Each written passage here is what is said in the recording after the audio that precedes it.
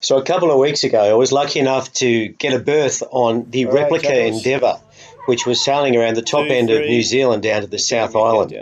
And what follows now is a drone flight that I took off the stern of the ship with the help of some friends.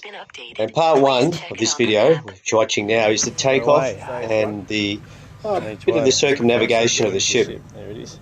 All looks pretty good, but I tell you what, I had my heart in my throat doing this.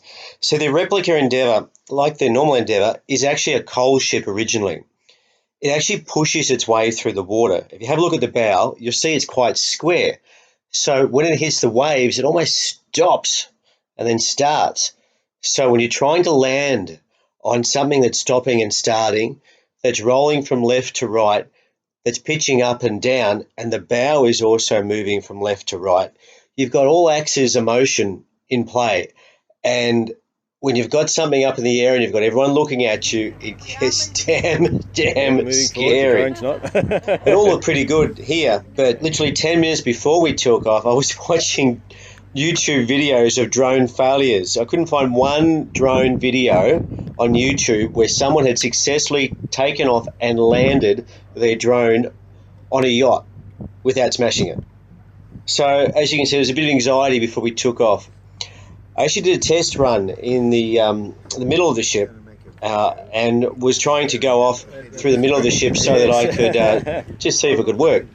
So I took the drone up about a foot off the deck, but suddenly the ship just took off and the drone just went shooing down the back end of the ship about a foot off the ground. So there's only one thing I could do, and that was to push the drone down from the top. So I shoved my hand through the four rotors and pushed the drone to the ground and try to find the off button on the top of the drone. Meanwhile, all I could hear was chung, chung, chung, chung as the rotors chopped through my fingers. Needless to say, there was a bit of blood on the deck. So this drone video that you're watching, I can honestly say there was blood, swears and tears that went into this. So I hope you really enjoy it. What a beautiful lady of a ship. I felt so lucky to be on that ship, even though I must say I did spend the first 3.5 days of the 11-day voyage with my head in a bucket. But at night time, when I was looking at the stars and those beautiful sails, I must say I did pinch myself several times, quite literally. It is a magnificent vessel, and kudos to all those volunteers and people that were involved in creating this replica Endeavour.